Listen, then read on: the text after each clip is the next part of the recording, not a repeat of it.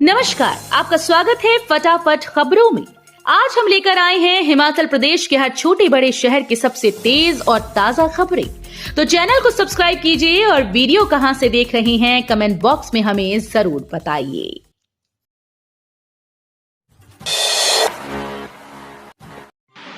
हिमाचल के सरकारी स्कूल बनेंगे हाईटेक, अब बदल जाएगा पढ़ाई का तरीका, क्या है प्लान।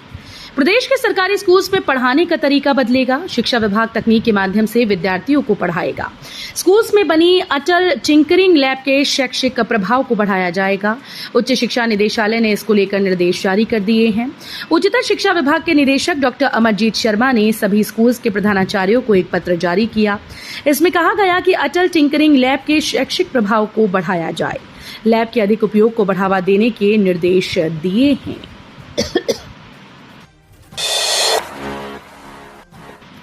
शिक्षा विभाग ने 1049 टीजीटी शिक्षकों को दी नौकरी, मगर परमानेंट होने से पहले हो जाएंगे रिटायर, ऐसा क्यों।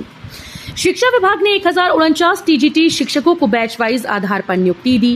बैच वाइज आधार पर नियुक्ति होने वालों में 3 शिक्षक व शिक्षिकाएं ऐसी हैं जिनकी आयु 56 साल व इससे अधिक है। बीएड की डिग्री इन्होंने 30 से 33 साल पहले की थी। अब जाकर इनका बैच वाइज आधार पर नंबर आया। अनुबंध आधार पर इन्हें नियुक्ति मिली है। नियमित होने से पहले ये सेवानिवृत्त हो जाएंगी। इसी तरह 12 शिक्षक ऐसे हैं जिनकी आयु सीमा 55 साल है, यानी 3 साल ही ये अपनी सेवाएं दे सकेंगे। 1049 तक के 300 से ज्यादा ऐसे शिक्षकों को बैच वाइज आधार पर नियुक्ति मिली है, जिनकी आयु शिक्षक ऐसे हैं जिनकी आयु 50 से 56 के बीच है। जोर पकड़ेगा मॉनसून, पर्यटकों के लिए एडवाइजरी जारी। प्रदेश में अब मॉनसून जोर पकड़ने वाला है। ऐसे में सरकार की तरफ से पर्यटकों को लेकर एडवाइजरी जारी की गई। इसके माध्यम से पर्यटकों के साथ साथ स्थानीय लोगों को खराब मौसम में अनावश्यक यात्रा से बचने और नदी नालों व भूस्खलन संभावित क्षेत्रों के पास न जाने की सलाह दी गई। वहीं ट्रैफिक, टूरिस्ट और रेलवे पुलिस भी पर्यटकों को जागरूक कर रही है। पर्यटकों को बताया जा रहा है कि पहाड़ी इलाकों में यात्रा करते समय मौसम और सड़क की पूरी जानकारी जुटानी चाहिए। साथ ही स्थानीय प्रशासन के द्वारा प्रदान की गई सलाह का पालन करना चाहिए। सीएम सुक्खू ने केंद्रीय मंत्री अमित शाह से की भेंट। 9042 करोड़ की वित्तीय सहायता जारी करने का किया आग्रह। मुख्यमंत्री ठाकुर सुखविंदर सिंह सुक्खू ने बुधवार को नई दिल्ली में केंद्रीय गृह मंत्री अमित शाह से मुलाकात की।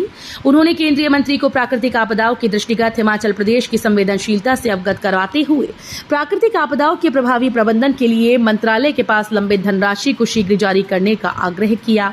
उन्होंने राज्य आपदा 2023 के दौरान केंद्रीय टीम के द्वारा किए गए आपदा उपरांत आकलन के अंतर्गत 9042 करोड़ रुपए की वित्तीय सहायता जारी करने का भी आग्रह किया।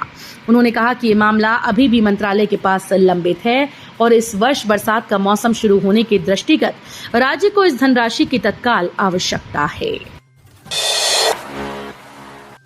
सोया रहा परिवार, चोरों ने ऐसे किए लाखों के जेवर चोरी। जिला शिमला के तहत सुन्नी के शिमलो गांव में एक परिवार सोया रह गया और चोरों ने ऊपरी मंजिल में धावा बोल वहां से गहने चुराने की वारदात को अंजाम दे डाला। चोरों ने इस वारदात को रात को अंजाम दिया। घटना के समय पीड़ित परिवार के सदस्य मकान की निचली मंजिल में सो रहे थे और उन्हें चोरी की भनक तक नहीं लगी। सुबह जब महिला ऊपरी मंजिल में गई तो वहां दरवाजा टूटा था और ताला गायब। शिकायतकर्ता महिला का पति बीएसएनएल में कर्मचारी है और राजधानी के कार्यालय में तैनात है। हिमाचल टैक्सी विवाद के बाद कमेटी गठित, 3 राज्यों के टैक्सी ऑपरेटर्स शामिल। पंजाब हिमाचल टैक्सी विवाद खत्म होने के बाद शिमला में टैक्सी ऑपरेटर्स की हिमाचल प्रदेश राज्य संगठन सांझी कमेटी का गठन कर लिया है। बीते दिन उप मुख्यमंत्री मुकेश अग्निहोत्री और ग्रामीण विकास व पंचायती राज्य मंत्री अनिरुद्ध सिंह की अध्यक्षता में फैसला लिया गया था कि एक साझा कमेटी गठित की जाएगी। निर्देश के अनुसार रविवार को दिल्ली, पंजाब, हरियाणा, चंडीगढ़ व हिमाचल के टैक्सी ऑपरेटर्स की कमेटी गठित की गई, जिसमें पंजाब से केवल कृष्ण बत्रा, हरविंदर सिंह, सोहन सिंह नाभा, बलबीर तांडी, सहोता, अजीतपाल सिंह, धनवंत सिंह, भूपिंदर सिंह, जगतार सिंह आदि को चुना गया।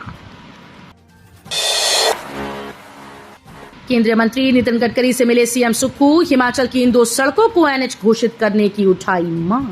हिमाचल प्रदेश के मुख्यमंत्री सुखविंदर सिंह सुक्खू ने नई दिल्ली में केंद्रीय सड़क परिवहन और राजमार्ग मंत्री नितिन गडकरी के द्वारा ली गई राष्ट्रीय राजमार्ग परियोजनाओं की समीक्षा बैठक में प्रदेश की 39.20 किलोमीटर लंबी रानीताल कोटला और 41.50 किलोमीटर लंबी घुमारवी जाहू सरकाघाट सड़कों को राष्ट्रीय राजमार्ग घोषित करने की मांग की।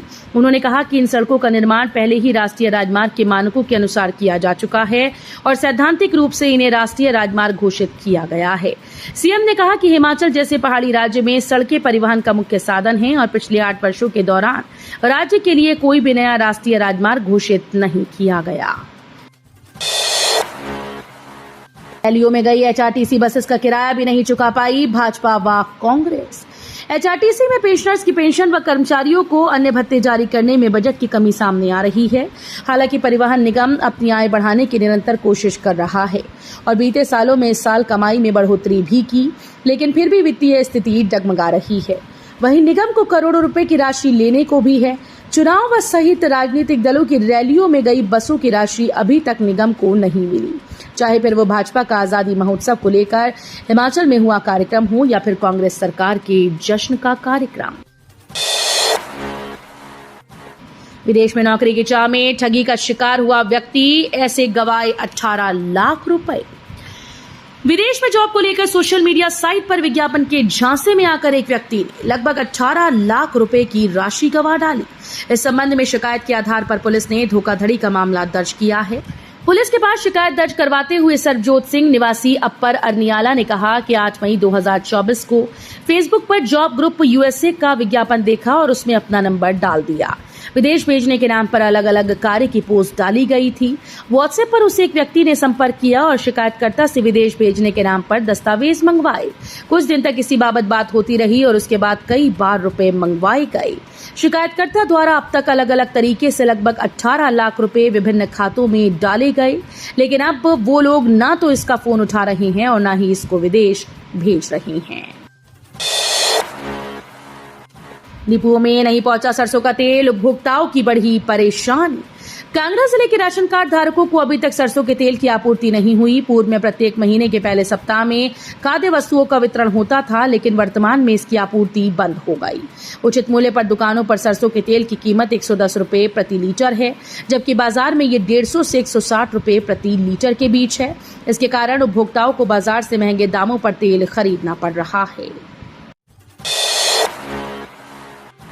कांग्रेस संगठन में बदलाव की तैयारी, निष्क्रिय पदाधिकारियों की होगी छुट्टी। प्रदेश कांग्रेस कमेटी से निष्क्रिय पदाधिकारियों की छुट्टी होगी। कांग्रेस संगठन में बदलाव की तैयारी शुरू हो गई। लोकसभा चुनाव में 4 सीटों पर मिली हार के बाद संगठन की मजबूती में हाईकमान जुट गया। बीते दिनों चुनाव में हार के कारण तलाशने शिमला पहुंचे फैक्ट फाइंडिंग कमेटी के सदस्यों सांसद रजनी पाटिल और पूर्व सांसद पीएल पुनिया ने इस बाबत संकेत दिए। डुबकी लगवाते मां के हाथ से छूटी 1.5 साल की बच्ची सतलुज में बही। नंगल के मशहूर ऐतिहासिक बाबा उदो मंदिर के पास सतलुज दरिया के तेज बहाव में एक बच्ची बह गई, जिसे ढूंढने के लिए लगातार सर्च अभियान चलाया जा रहा है, लेकिन बच्ची के बारे में फिलहाल कोई अता पता नहीं चल सका है। हिमाचल किसान कांग्रेस की प्रदेश कार्यकारिणी भंग, प्रतिभा सिंह ने लिया फैसला। हिमाचल प्रदेश किसान कांग्रेस की प्रदेश कार्यकारिणी को तुरंत प्रभाव से भंग कर दिया गया। संगठन के महासचिव पूर्णचंद ने बताया कि हिमाचल प्रदेश किसान कांग्रेस के अध्यक्ष सोहन वर्मा ने अखिल भारतीय किसान कांग्रेस के अध्यक्ष सुखपाल सिंह खेड़ा और प्रदेश की पार्टी अध्यक्ष प्रतिभा सिंह के अनुमोदन से ये फैसला लिया। शीघ्र ही स्थायी सदस्यों को आमंत्रित कर प्रदेश कार्यकारिणी का गठन किया जाएगा। तो ये थी आज की फटाफट खबरें। हम मिलेंगे अगले बुलेटिन में, तब तक के लिए धन्यवाद। जय हिंद।